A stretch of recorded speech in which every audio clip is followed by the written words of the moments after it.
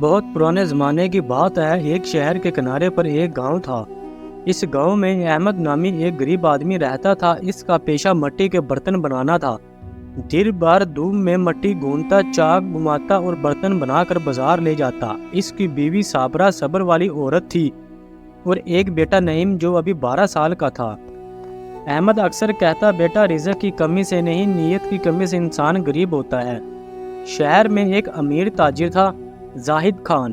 اس کے پاس دولت کی کوئی کمی نہ تھی، مگر دل میں غرور کوٹ کوٹ کر بھرا ہوا تھا۔ اس کی عادت تھی کہ وہ غریبوں کو حقیر سمجھتا۔ ایک دن احمد مٹی کے برتن بیچنے بازار گیا۔ اچانک زاہد خان کا نوکر آیا اور بولا، میرے آقا تمہارے برتن دیکھنا چاہتے ہیں۔ احمد خوشی سے اس کے ساتھ چلا گیا۔ زاہد کے محل میں پہنچا تو دیکھا سنگ مرمر کے فرش پر اس کے جیسے 20 مزدور سر جھکائے کھڑے ہیں۔ زاہد نے ہنستے ہوئے پوچھا، کتنے کے بیچتے ہو اپنے یہ برتن؟ احمد نے ادب سے کہا، جناب پورے 20 دینار کے۔ زاہد نے تیز لہجے میں کہا، یہ مٹی کے ڈبے 20 دینار کے، تمہیں شرم نہیں آتی؟ پھر بولا، ٹھیک ہے، پورے کے پورے تمہارے برتن میں لے لیتا ہوں، اور تمہارا چاک، تمہارے اوزار، سب کچھ 20 دینار میں۔ احمد چونک گیا، جناب سودا برتنوں کا تھا، میری محنت اور اوزاروں کا تو میرے پاس ہے۔ زاہد نے غصے سے کہا، سودا تو میں نے تمہاری ہر چیز کا کیا ہے۔ اور پھر اس نے نوکروں کو اشارہ کیا۔ احمد کے ہاتھ سے چاک چھین لیا گیا، اوزار توڑ دیے گئے، وہ ننگے پاؤں محل سے دھکیل دیا گیا۔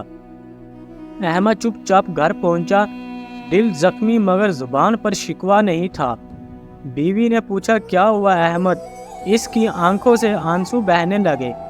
ظالم نے میری محنت، میرا سب کچھ چھین لیا۔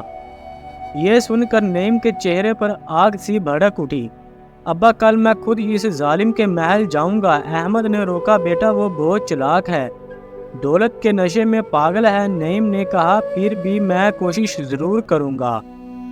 اگلے دن نعیم کچھ پرانے برتن اٹھا کر بازار گیا۔ وہی نوکر آیا، زاہد تک خبر پہنچی۔ زاہد نے نعیم کو بلایا اور ہنستے ہوئے کہا، تو احمد کا بیٹا ہے، آؤ دیکھیں تم بھی باپ جیسے بیوقوف ہو یا نہیں۔ نعیم نے کہا، جناب میں مٹی کے برتن بیچتا ہوں، ایک خاص برتن ہے جس کی قیمت ایک مسکراہٹ ہے۔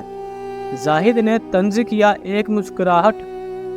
ہاں یہ لو، یہ میری مسکراہٹ۔ نعیم نے مسکرا کر کہا، شکریہ جناب، اب یہ برتن میرا نہیں آپ کا ہوا، مگر خالی برتن ہے، آپ کو اسے بھرنا ہوگا۔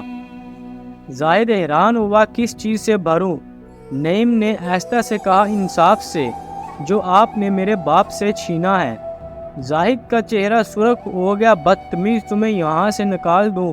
نوکر آگے بڑھا ہی تھا کہ اچانک محل کے دروازے پر ایک آندھا فقیر آیا۔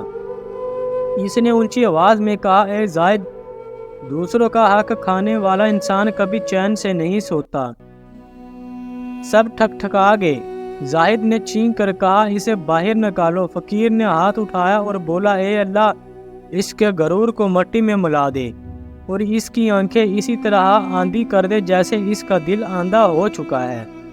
سب ہنسے، مگر رات ہی کو زاہد خان کی آنکھوں میں جلن شروع ہو گئی۔ صبح تک وہ کچھ بھی نہ دیکھ سکا۔